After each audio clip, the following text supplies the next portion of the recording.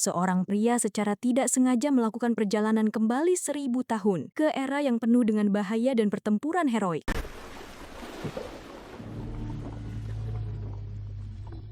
Film dimulai dengan seorang anak laki-laki muda yang sedang naik mobil bersama orang tuanya. Tiba-tiba kendaraan lain masuk ke jalur mereka, menyebabkan ayahnya kehilangan kendali. Mobil mereka menabrak penghalang dan jatuh dari jembatan ke sungai. Bertahun-tahun kemudian, bocah yang sekarang sudah dewasa itu terbangun dengan panik karena mimpi buruk lainnya tentang kecelakaan yang mengerikan itu. Setelah berpakaian, dia kembali ke tempat tidur. Sementara dia berbaring, teleponnya berdering. Ibunya masuk dan mengatakan bahwa temannya Vova sedang menelpon. Memahami keraguan putranya, dia mengingatkan dia bahwa mereka akan mendaki gunung. Mengetahui bahwa anak laki-lakinya takut ketinggian, dia berhasil meyakinkannya untuk pergi mendaki.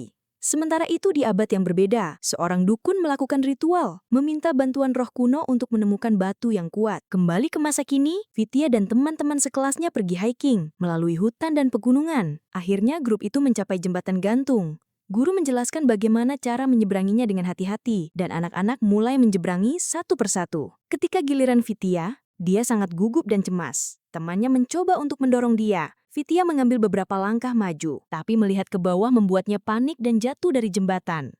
Vova segera bergegas untuk membantu dan berhasil mengembalikannya. Teman sekelas lainnya mulai menggoda dia dan ketika dia jatuh, dia secara tidak sengaja menumpahkan air dari botol ke celananya. Tidak mampu menanggung ejekan, Vidya lari dengan Vova mengejar dia. Vova mencoba menghibur temannya. Melihat ke atas, anak laki-laki melihat bahwa gerhana sudah dimulai. Tiba-tiba mereka merasakan getaran aneh saat gempa bumi dimulai. Sebagian dari batu tempat Vova berdiri runtuh dan dia jatuh ke jurang. Pada saat terakhir, dia menarik tepi batu, tapi tidak bisa menarik dirinya sendiri. Vidya terlalu takut untuk mendekati tepi. Tiba-tiba sebuah lubang, seperti sebuah portal, terbuka di batu di belakang mereka, dan Vidya disedot ke dalamnya. Saat bangun, Vidya melihat batu di belakangnya dengan sebuah lubang yang menutup. Mendengar suara, dia dengan hati-hati mengintip dari balik sebuah batu besar, dan melihat seorang pria yang mengenakan baju besi kuno. Tiba-tiba sejumlah besar prajurit lain muncul di depan pria tersebut. Setelah berhasil menolak serangan mereka, dia akan pergi ketika seorang prajurit lain menyergapnya dari belakang. Mereka terlibat dalam pertarungan pedang, tapi pria itu dikalahkan dan dikelilingi. Vidya yang menonton dari kejauhan memutuskan untuk mendekat, tapi terpeleset dan jatuh pada saat yang sama.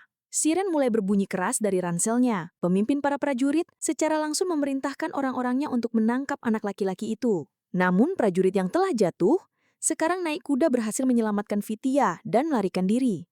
Mereka segera dikejar saat mereka mendekati sungai. Secara langsung sebuah jalan batu muncul di atas air. Segera setelah pengendara menyeberangi sungai, jalannya menghilang, menyebabkan para prajurit yang mengejar jatuh ke dalam air dan diseret di bawah pemuda yang membawa Vidya ke pos terdepan. Ilya dan Os yang lebih tua yang bertemu dengannya di sana, sangat tidak senang bahwa dia telah meninggalkan pos tanpa izin. Pemuda itu menjelaskan bahwa dia secara tidak sengaja tiba di sebuah tebing yang suram, di mana dia melihat orang-orang Kumans menginjak-injak bunga. Dan jika bukan karena anak laki-laki ini yang mengalihkan perhatian mereka, situasinya akan jauh lebih buruk baginya. Salah satu pria yang berkumpul memutuskan untuk membuat anak laki-laki itu sadar dan menyiraminya dengan ember air dingin. Ketika Vidya datang, dia awalnya mengira itu adalah temannya yang melakukan ini. Tapi setelah melihat sekeliling, dia melihat orang-orang yang tampak aneh. Orang tua memutuskan bahwa di pagi hari mereka akan membawanya ke Velas untuk mencari tahu kebenaran. Sampai saat itu, mereka memutuskan untuk mengunci dia di gudang. Malam itu, Khan dan Dok mengunjungi dukun. Meskipun roh-roh telah menunjukkan dengan benar di mana seharusnya Roman, mereka tidak bisa membunuhnya. Bocah dengan pakaian aneh itu telah ikut campur. Setelah mendengar tentang anak itu, dukun bertanya apakah dia memiliki simbol kepala dragon. Dukun itu mengingat bahwa anak laki-laki itu telah memiliki simbol itu di punggungnya. Dukun sangat senang dengan berita ini. Sementara itu, Vidya sedang mencoba memahami apa yang sedang terjadi. Pikirannya terganggu oleh seorang gadis. Siapa yang datang? Dia mencoba bertanya kepadanya di mana dia berada. Tapi dia tidak terlalu mengerti pertanyaannya dan menjawab bahwa dia berada di gudang. Dia juga menyebutkan bahwa pos terdepan itu disebut Raimov. Vidya kemudian bertanya, tahun berapa sekarang? Dan terkejut mendengar bahwa itu adalah 1120. Dia hampir tidak bisa percaya dengan apa yang dia dengar. Vidya mengatakan bahwa dia sangat perlu pulang ke rumah. Hari berikutnya, bocah itu ditempatkan di atas rakit dan dikirim ke tengah sungai. Tiba-tiba, tali yang menahan kayu-kayu itu putus, dan anak laki-laki itu tenggelam ke dalam air. Di sana dia melihat beberapa makhluk aneh dan beberapa saat kemudian, dia dengan paksa dilemparkan kembali ke pantai. Kembali ke pos terdepan, para pria mengembalikan barang-barang Vidya kepadanya. Mereka memperkenalkan diri satu persatu. Ilya, Dobrinya, Olisego, dan Elder of Sea memintanya untuk menceritakan apa yang terjadi. Vidya menjelaskan bahwa dia berasal dari waktu yang lain, namun mereka tidak percaya padanya. Sebagai tanggapan, bocah itu mengambil megafon dari tas ranselnya dan menyalakannya. Bising yang keras menyebabkan kerumunan menyebar. Elder of Sea berjanji untuk mencari tahu bagaimana dia bisa kembali ke rumah. Sementara Ilya menawarkan dia untuk tinggal bersama saudara perempuannya, Melanika. Setelah tiba di tempat Melanika, setelah dia membawa anak laki-laki itu masuk ke dalam rumah, Olyseko memanggil putrinya Rozanka. Dia sangat tertarik padanya dan berencana untuk memberinya sebuah buket yang tersembunyi di belakang punggungnya. Namun, rencananya digagalkan oleh seekor kuda saat Olyseko sedang berbicara dengan Rozanka. Ketika Olyseko mengeluarkan buket bunga dari belakang punggungnya, yang tersisa hanyalah sisa kecil yang telah dikunyah. Tersinggung oleh hadiah seperti itu, Rozanka masuk ke dalam. Malam itu, seluruh keluarga, Ilya, Dobrinya, dan Olyseko berkumpullah di sekitar meja saat kegelapan turun dan mereka mulai menyanyi. Pada saat itu, Vidya datang kepada mereka. Tetua melaporkan bahwa ia mengunjungi Veles, lubang itu akan terbuka lagi. Namun kapan ini akan terjadi tidak diketahui. Veles juga menyebutkan bahwa portal dapat dibuka dengan kekuatan, tapi hanya para penyihir yang tahu caranya. Olyseko langsung berkata, dia tahu sebuah tempat di mana ada banyak penyihir, tapi Ilya memperingatkan untuk tidak meninggalkan Raimov. Keesokan paginya, Vidya memutuskan untuk menjelajahi pos terdepan dan mengambil beberapa foto. Di sana dia bertemu Olyseko dan memintanya untuk membawanya ke para penyihir. Olyseko mengatakan dia bisa menunjukkan jalannya kepadanya, tapi itu tidak akan terlalu berguna. Untuk mendapatkan jawaban, seseorang harus lulus ujian penyihir dengan pedang, sebuah busur, dan akal seseorang. Saat Vidya akan naik kuda, seseorang menangkapnya dari belakang. Saat berbalik, dia melihat kuman Tugarin yang telah ditangkap. Setelah menarik tangannya, Vidya tidak menyadari bahwa sebuah pin jatuh dari mantelnya, dan Tugarin mengambilnya. Selanjutnya, Olyseko membiarkan anak laki-laki itu menembak panah dan mengayunkan pedang. Olyseko menyimpulkan bahwa dia tidak akan berhasil. Remaja itu kemudian memohon untuk diajari segalanya. Keesokan harinya, pelatihan Vidya mulai. Dia belajar bagaimana menangani pedang, naik kuda, dan menembak panah. Selama pelatihan, Olenka mengawasi mereka dengan seksama. Di akhir sesi mereka, Olyseko menunjukkan Vidya pedang besar Ilya Muromets. Remaja itu segera bertanya apakah Dobrinya adalah Dobrinya Nikitic, menyadari bahwa dia berada di hadapan 3 pahlawan legendaris, Dobrinya Nikitic, Ilya Muromets, dan Olyseko Popovich. Dia dengan antusias menceritakan tentang masa lalunya. Semua orang tahu tentang mereka dan ada legenda dan cerita tentang mereka. Seiring berwaktu, Vidya menjadi mahir dengan pedang dan busur, dan Olyseko menggambar peta untuknya menunjukkan jalan ke penyihir. Sementara itu, Shaman terus melanjutkan sihir gelapnya. Mempesona seekor gagak, dia mengirimnya untuk pengintaian. Vidya memulai perjalanannya. Pada satu titik, dia mendengar suara bergemerisik dan memutuskan untuk bersembunyi di belakang pohon. Mengintip dengan hati-hati sambil siap dengan panahnya, dia bertemu Olenka. Gadis itu telah datang ke hutan untuk mengumpulkan jamur. Dia menunjukkan peta kepadanya dan bertanya apakah dia mengenali tempat tersebut. Memutuskan untuk membantu Vidya, Olenka setuju untuk menemaninya. Akhirnya 2 teman itu tiba di lokasi yang ditandai, dan Vidya langsung dibawa ke dimensi lain. Dia menemukan dirinya di tengah lautan beku yang luas. Sebuah suara yang tidak dikenal dengan tegas menuntut untuk tahu siapa dia dan mengapa dia datang. Vidya harus mengungkapkan ketakutan terdalamnya, dan jika dia berbohong, dia akan tetap di sana selamanya. Dia mengakui tentang sebuah kecelakaan, ketakutannya akan ketinggian, dan bagaimana rasa takut ini mencegahnya untuk membantu temannya. Si penyihir menerima pengakuan dia dan memberitahunya tentang Parent Stone. Batu itu dapat melintasi zaman. Batu itu harus dicari di tempat sarang tanpa sayap dan itu akan terlihat. Ketika angin dapat dikendalikan, kekuatan besar batu akan dilepaskan oleh seseorang yang bisa menyentuhnya. Ke Alenka, Vidya membagikan kata-kata penyihir itu kepadanya. Dia segera mengingat sebuah desa yang mereka sebut sebagai Stovo. Mereka memutuskan untuk pergi ke sana. Setelah tiba di desa, Alenka menjelaskan bahwa orang-orang di sana sangat baik. Vidya tiba-tiba memiliki ide tentang bagaimana menjinakkan angin. Dia membuat parasut kecil dan meluncurkannya ke udara. Angin menangkapnya dan membawanya maju, dan mereka berdua mengejarnya. Ini membawa mereka ke sebuah tempat di danau, di mana Vidya menyelam ke dalam aur dan menemukan batu. Gagak yang telah mengawasi anak-anak selama ini, laporkan ini segera kepada dukun. Tiba-tiba teman-teman mendengar teriakan. Menghadap ke arah kebisingan, Alenka melihat kerumunan manusia berlari menuju desa. Vidya dan gadis itu bersembunyi sementara kekacauan meletus di sekitar mereka dengan prajurit musuh yang membantai semua penduduk desa. Di menara pengawas, salah satu penjaga melihat asap dan menyadari bahwa desa sedang terbakar. Dia memanggil para pejuang, membagi menjadi 2 kelompok. Nikita dan Dobrinya menuju satu arah,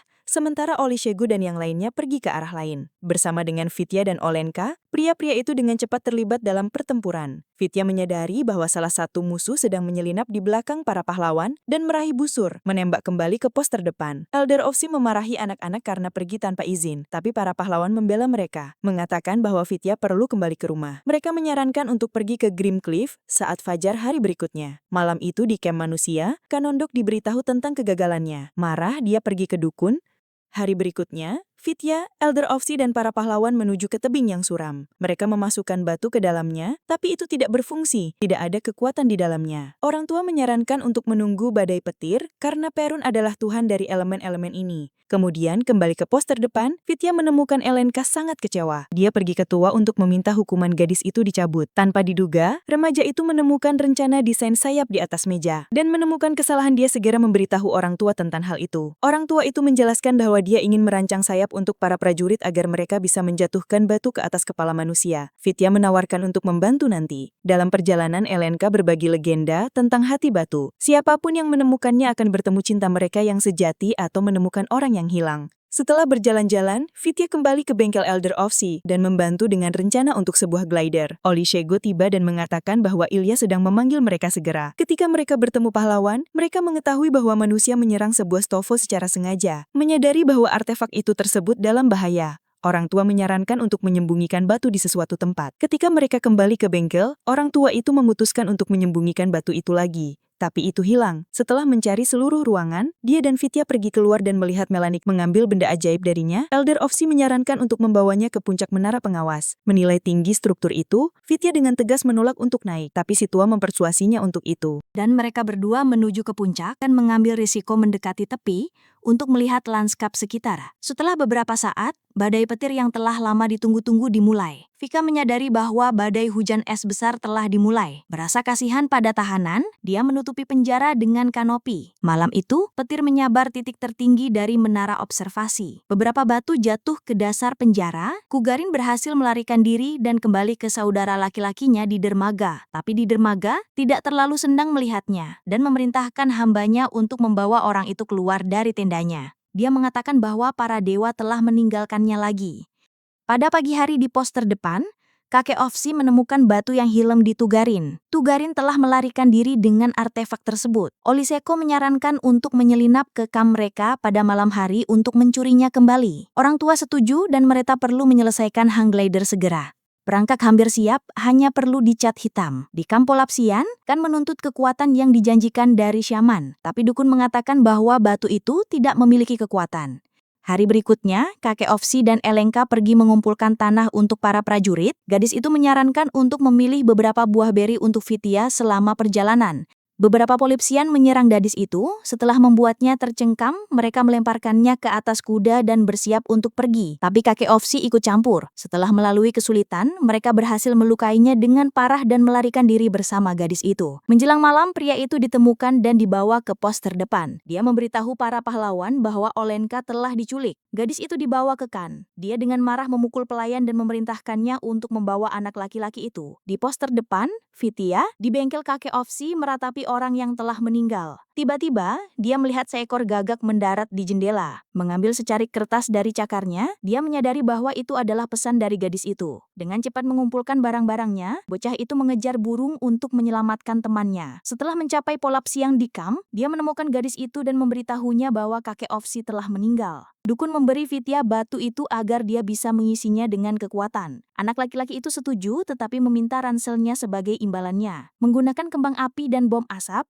dia menciptakan kekacauan di kamp dan mencoba melarikan diri dengan gadis itu. Mengikat anak laki-laki itu, dia memberinya satu kesempatan terakhir atau Olenka akan mati. Mengambil batu di tangannya, anak laki-laki itu tiba-tiba menyadari apa yang perlu dilakukan. Menyerahkannya kepada temannya, mereka berdua mengisi artefak dengan kekuatan dan memberikannya kepada Ondok. Untuk menepati janjinya, Kan memanggil Tugar dan memerintahkannya untuk membunuh anak-anak. Dia menciptakan seorang raksasa pada saat ini. Tugarin siap untuk memenggal kepala anak laki-laki itu, tapi dia ingat bagaimana Fitya melindunginya dari hujan es. Pada saat terakhir, dia berubah pikiran dan malah membunuh tentara Kan. Membebaskan anak-anak, dia memberi mereka kesempatan untuk melarikan diri. Marah atas tindakan saudara laki-lakinya, Anduk membunuh Tugarin dalam perjalanan mereka ke pos terdepan. Kembali ke pos terdepan bersama-sama, Vidya menjelaskan tentang makhluk yang menakutkan. Dukun itu menghidupkan kembali. Setelah beberapa saat, pengawal di menara melihat gerombolan Polapsian yang mendekat dan memperingatkan bahwa tentara besar sedang maju dan bersama mereka adalah golem batu yang diciptakan oleh dukun. Tidak tahu bagaimana melawannya,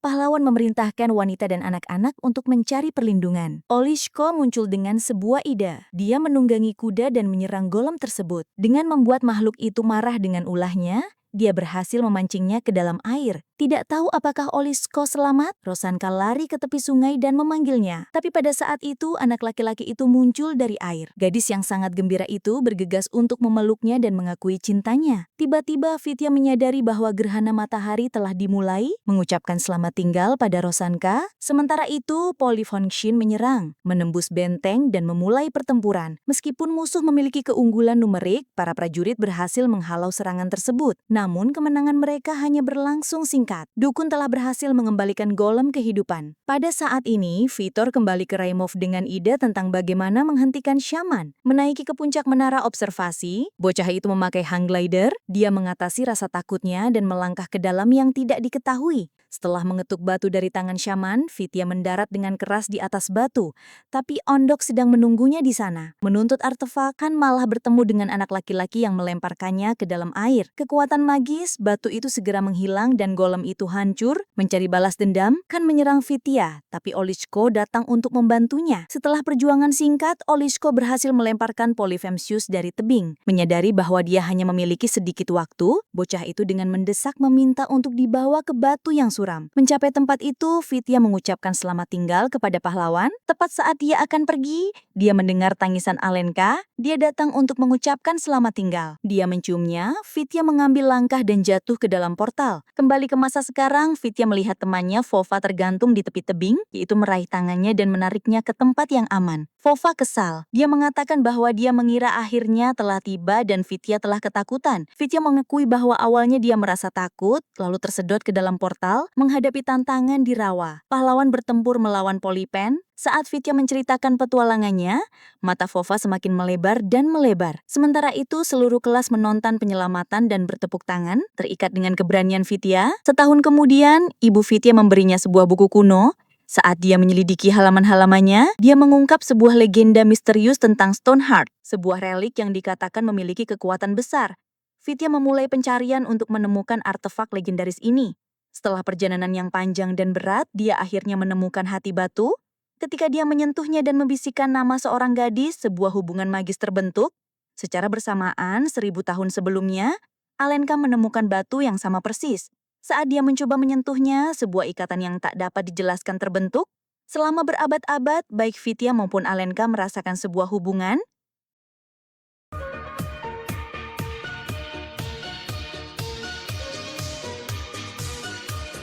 Ceritanya sampai di sini dulu ya guys, tapi perjalanan film belum berakhir. Nantikan alur berikutnya hanya di Movie Story ID. Movie Story ID.